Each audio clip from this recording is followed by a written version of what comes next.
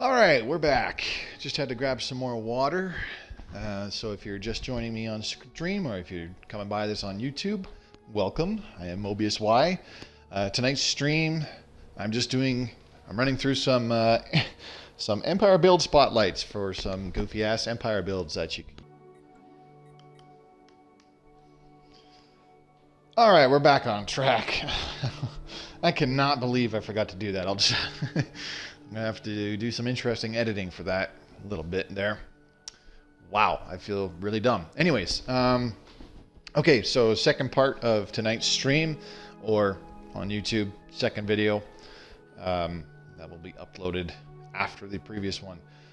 So this Empire, Alpha Flock, their name are born leader, the plural, they are leaders, and the adjective is they are leading. We are the best, our leaders are good and costless. So the whole thing about this Empire build is really strong leaders in the very early stages of the game, which can be extremely useful in the early game, but I don't think it's as beneficial to have this kind of a setup going into the late game. So anyways, the homeworld is the leader's home.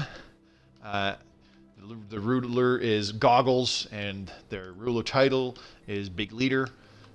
And their star name is the Leading Star. And as I said, the Empire name is Alpha Flock, and the adjective is the Leading Edge. So just, really, really dumb name picks as usual. Avian ships, avian names, largely.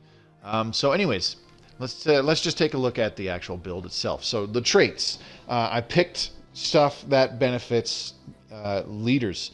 We did not go with something ridiculous like Venerable, because that is a terrible pick.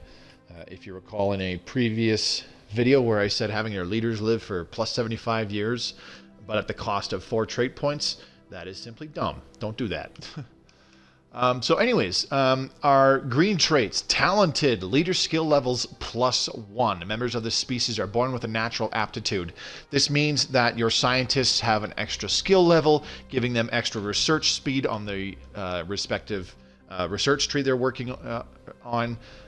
So I believe it's an additional +2%. If you put them in a science ship, they'll survey planets and anomalies a little bit quicker. They're also they'll have, they'll also have a lower anomaly fail chance right off the bat, because the higher level your scientists are, the less likely they are to actually fail researching that anomaly. They can also research special projects, higher level special projects, a lot sooner as well, with a higher level cap right off the bat. This also does certain things for the other leaders as well. Governors, they give better bonuses to clearing tile blockers and reducing the cost of those, as well as your build speed. Admirals, they give better bonuses to your fleets. I believe it's, fire rate bonuses, I think, that is directly correlated to your admiral skill level. And of course, generals get things like increased army damage and reduced army upkeep, although I never really recommend recruiting generals ever, but that's beside the point. Next up, quick learners. Members of this species are quick to learn from their experiences. This increases their experience gain by +25%. So not only do they start a level higher with the previous trait, but this will also help them gain their next couple levels more quickly. +25% extra experience gain. You'll see that stack up in the gameplay if you try out this build for yourself. And lastly, enduring leader lifespan +15 years. The lifespan in this species is unusually long. This is not a terrible pick. Venerable is a terrible pick. This one not so much, because it only costs 1 trait point, and it's still an okay thing to go with early on. Obviously, leader lifespan has no impact if you are able to get things like synthetic robot leaders, because they're immortal, but, whatever. This is still a pretty decent thing to have early on. This will ensure, well, not necessarily ensure, but greatly increase the likelihood that your leaders in the very early stages of the game that gain levels. And for example, you know, it'll just increase the likelihood that your scientists will do things like hit level 5, so they'll be able to do those special projects like the precursor event chains, for example, which usually have a really high level requirement for your scientists to actually research them. But with them living longer, this will give them more time to gain more experience, and they'll gain it faster with this quick learners, and they start off a whole level higher, so it's very likely that even your first wave of leaders will hit level 5 before they die. And lastly, Deviants needed 1 red trait to offset the -1 trait pick, -1 trait points that we had, so we went with Deviants because, as I said previously, and several times now, it's a good red trait to pick. So with that out of the way, now let's go check out our civics and ethics. For ethics, this doesn't really matter. None of these really have a significant effect on your leaders, but you can definitely pick stuff that also helps complement your leaders. For example, fanatic militarist or militarist whatsoever. The increased army damage and fire rate bonuses combo nicely with bonuses you could get from your really good admirals and generals and whatnot, so on and so forth. I just picked something a little bit different. I went with egalitarian, xenophile, and spiritualist in this case. The spiritualist part increases your governing ethics attraction by plus 15%, so it nullifies the minus 15% from the deviance, what's it called? The deviance trait for the species. Now, let's take a look at our civic picks. First one, meritocracy. Leader skill levels, another +1, and leader pool size, +1. So this guarantees that your leaders pretty much start off at least level 3 in the very beginning of the game. With meritocracy and the talented trait for your species, all of your leaders will be at least level 3, which is a pretty decent bonus at the very beginning of the game. And the second civic pick, aristocratic elite governor, recruitment cost minus 50%, but the big one here is empire leader capacity plus 4%. This requires an oligarchic or imperial authority, and the previous one, meritocracy, requires a democratic or oligarchic authority. So with both of these civic picks requiring an oligarchic authority, obviously we have to go with an oligarchic authority, otherwise we can't pick the excuse me, we can't pick these. Holy crap. Too much talking, excuse me. There is a third civic pick that you could go with that has something to do with leaders. Hopefully I'll find it here in just a second.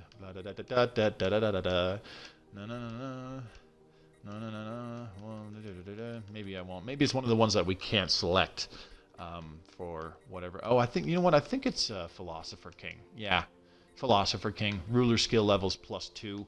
I'll talk about why that's just a silly thing to go with in just a second here.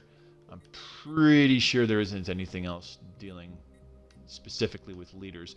Yeah, Philosopher King, ruler skill levels +2. Your ruler is the leader that is actually leading your whole empire, and thus increasing their skill levels by an additional 2. Not really that big of a deal. It requires a dictatorial or imperial authority. So at first glance, it might seem like, oh, okay, you can combine that with meritocracy and the talented trait so that your ruler is level 5 right at the beginning of the game. Well, I don't think you can, because meritocracy requires democratic or oligarchic authority, whereas Philosopher King requires dictatorial or imperial authority. So you can't combine those two. And plus, having additional ruler skill levels, probably not as much of an impact in the early stages of the game as it would be having things like your scientists or your admirals or even your governors at higher skill levels in the early stages of the game. So you know, if you want to try that at some point, by all means, ditch meritocracy and grab Philosopher King. See what happens. See if you like it. By all means, let me know how it goes. I'm all for it. That's what this game is largely about. It's about experimenting. So yeah, this largely sums up how you build this empire. We'll take a look at the pseudo-normal empire name and all that jazz later on. Hopefully I don't forget this time like I did in the previous Empire build spotlight. Man, that was totally embarrassing. So let's go ahead and take a look at Alpha Flock 0 years into the game, so that you guys can see what I'm talking about with these bonuses to leaders in the very beginning of the game. Excuse me. Okay, so right off the bat, we are in our home system of Leading Star on the leader's home planet. Nothing special going on here. You have your usual 2 power plants somewhere, 2 mining networks somewhere, a science lab somewhere, your hydroponics farm, and of course your planetary administration. So nothing major going on there. As you can see here, though, the governor is skill level 3 already, so reducing unrest by 15%, building build speed plus 15%, and this is reducing the tile blocker clear time by 43% and reducing the cost by 25%. So decent bonuses for having a higher level governor right off the bat. As you can see, the cost of clearing these tiles, rather than the usual, I believe it's usually about 60 and 45 or 60 and 40, something like that. Now it's just 30 minerals and energy credits for the sprawling slums, and 45 minerals and energy credits for the industrial wastelands. So pretty cheap clearing those tile blockers. But that's not all. We also have our scientist level 3 right off the hop. Let's go to the people tab and take a look at our scientist that is in the science ship. So not only does he have the archaeologist trait, which reduces anomaly fail risk by 25%, but also increases anomaly research speed by plus 50%. Couple that with the fact that he's level 3, which offers bonuses all around in that aspect. You know, it's probably gonna have a 0 chance to fail any anomalies in these early parts of the game. Unless it's an extremely high level anomaly already. But even then, this leader will level up pretty fast. So let's just go ahead and take a look where we are really quick in the galaxy. I do believe I did a 600 star elliptical galaxy in this instance. So you still want to do the usual thing, split up your corvettes, send them out to explore to the far reaches of the galaxy, or have them explore neighboring systems. You could also use this time to, for example, recruit... Oops. Wrong leader. You could recruit an admiral right now. As you can see, they're all level 3 right off the hop, with bonuses from being a higher level, plus the additional traits. You can get some bonuses to some early Corvette-only fleets at these stages in the game. Lastly, research projects. Well, not really lastly, but let's take a look at research projects. Not really a heck of a lot you can do in the early stages of the game, but you want to keep an eye out for stuff that betters things. Well, how do I word this? Stuff that helps you with bettering your leaders, as well as being able to recruit more of them, like planetary unification. Increasing your monthly influence by 1 is never a bad thing. That allows you to recruit more leaders more often. As you can see, the influence cost is normally 50.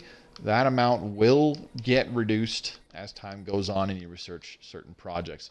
Now, see, at this point, a good thing to do would be recruit this guy because he's got Spark of Genius, and let's throw him on a specific tree that we want to focus on. Let's say engineering, to get that extra 10% research speed bonus all across the board. This would be a good time to build a second science ship and put the guy that we just took off of engineering research into the second science ship once it's done. And of course you get your primary science ship to start surveying your home system. And seeing as how this guy is already level 3, plus he has that archaeologist trait, he'll go through this home system pretty dang quick, probably within a few months here. So that largely sums it up for this part of the game. Let's go ahead and take a look at Upgraded Leaders Part 2, 20 years into the game. So at this super early stage in the game, clearly none of our leaders have died yet, or should have died yet, I should say. As you can see here, all of our scientists are now level 4, and they're almost level 5, as you can tell with the green bar between their stars and their special traits icon. So they're about to level up. So like I said, recruiting that spark of genius scientist and putting them on engineering research definitely paid off. We've got quite a decent amount of research projects finished, like Betharian refining, geothermal fracking, powered exoskeletons. We've already got nuclear missiles researched as well. So good stuff coming in. A good pick in society research, adaptive bureaucracy. This is not a tier 1 tech, so it probably won't show up right away. But within your first several years, you'll probably have it pop up at some point. This increases your leader capacity by +1, your leader pool size, so the amount of leaders that you can pick from when you're recruiting new ones is another +1, and the max influence you can get from happy factions is another +1. So increasing the amount of influence you get from happy factions is never a bad thing, letting you recruit more and more leaders. So let's take a look-see here. We've got the first star hunters with a level 4 admiral. Excuse me. Whew. Ooh. Oh, excuse me. I don't know why I suddenly had a bit of a gas attack. But anyways, already 20 years into into the game here, we have 3 science ships. All but one have a level 5 scientist, and this other guy, he's still level 4. So that's not too terrible. This admiral is already level 4 as well, on his way to level 5 as it is. And we've got our 3 planets. They should all have governors, and all of these governors are level 4. Greatly reducing tile blocker clear time, increasing building build speed, and reducing the cost of clearing tile blockers, for example. So pretty cool bonuses all around. Before we quit from the previous part, the very beginning of the game, I forgot to mention which traditions you kind of want to start with. So starting with the discovery tree, the adoption only reduces research station build cost by 33%. That's not too bad. Instead of them costing 90 minerals, they will now only cost 60. So this can help you build up some research stations early on to increase your research output. Now, the reason we went with discovery is not so much for this science division pick, which reduces scientist recruitment cost by 33%, although this isn't a terrible one and is part of the reason why we have so many science ships out there with decent level scientists. But it's this one, Polytechnic Education. This increases your leader skill levels by 1. Once again, you are able to recruit higher level leaders right off the hop. As you can see, the entire pool of leaders is already level 4 just by our initial recruitment. This goes for all of them, not just the scientists. So that's why you want to start with the discovery traditions tree, because the bonus there, increasing all your leader skill levels, it applies to all your leaders as opposed to just some of them. The other ones you want to go for are in the supremacy and the domination tree.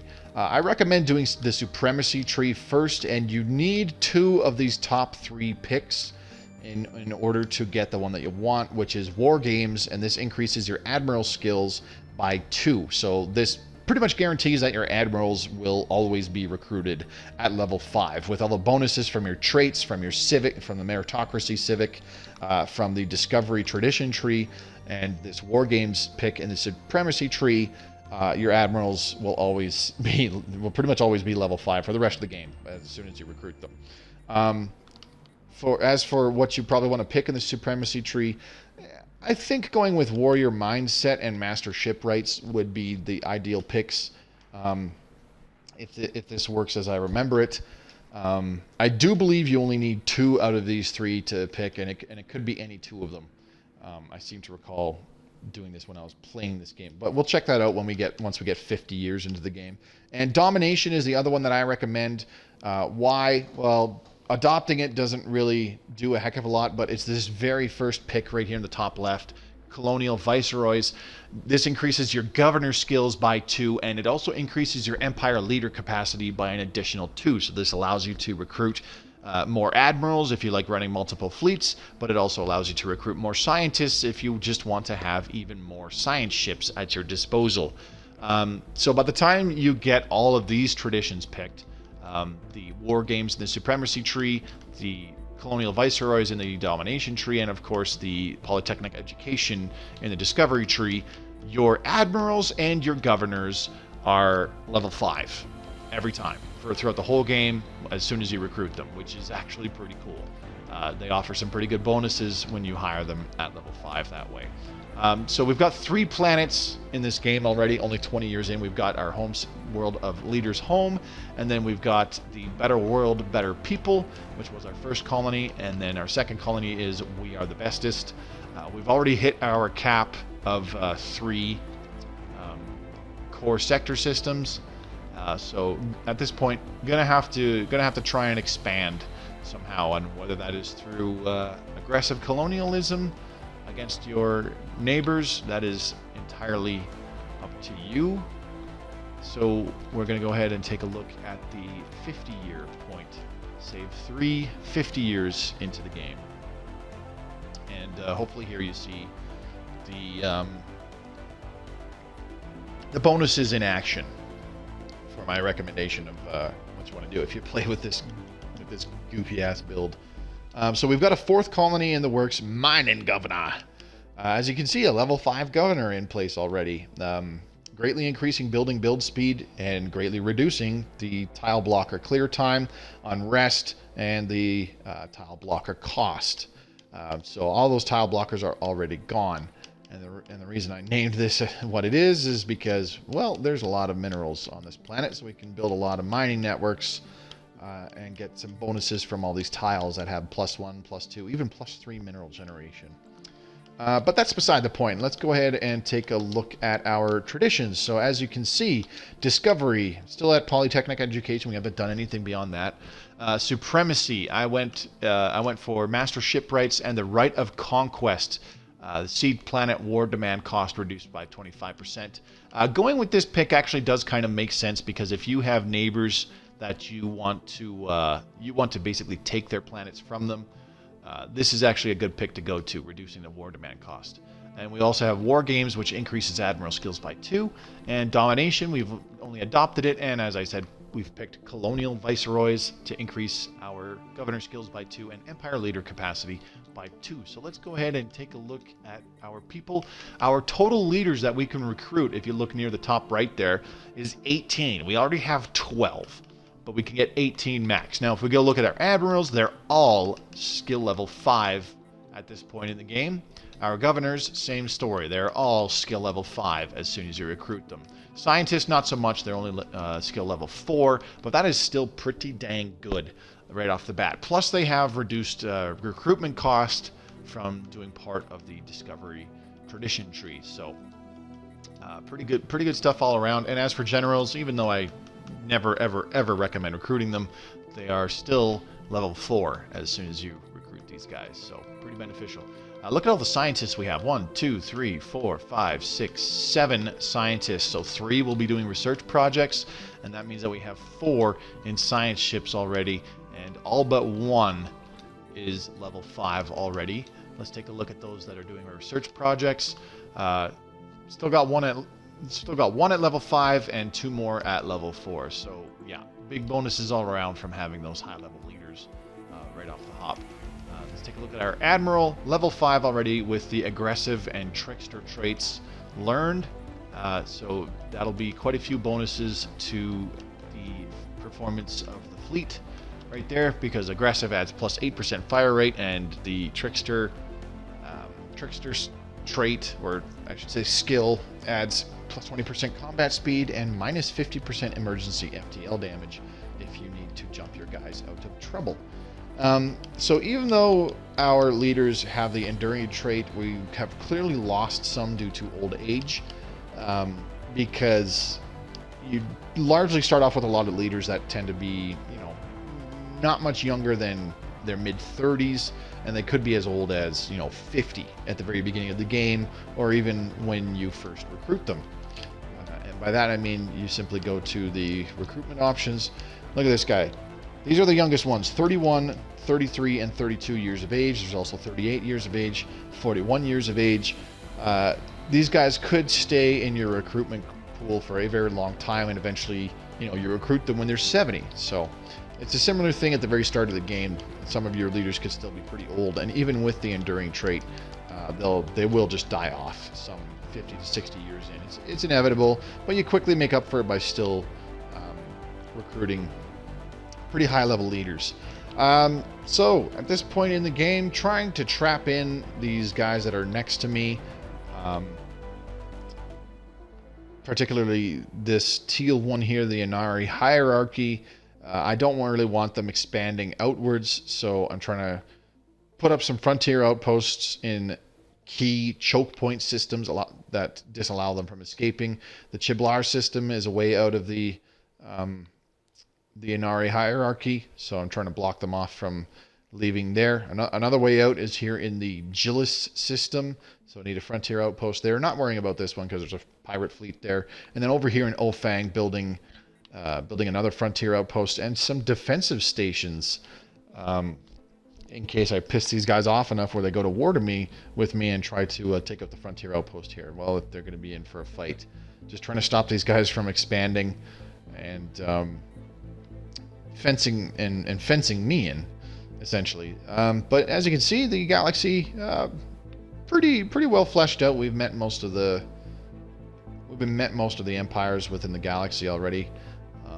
Not sure if we're making friends or enemies just yet, but we'll see. So yeah, that largely sums it up for the Alpha Flock, as I called them. Just a really silly empire build for the most part. Kind of doing a bit of overkill in giving yourself really strong leaders in the early game. I don't necessarily recommend this exact kind of empire build, and I definitely don't recommend picking these traditions in this order in a game, for example, an Iron Man game where you're actually trying to complete things like achievements or just straight up win the game.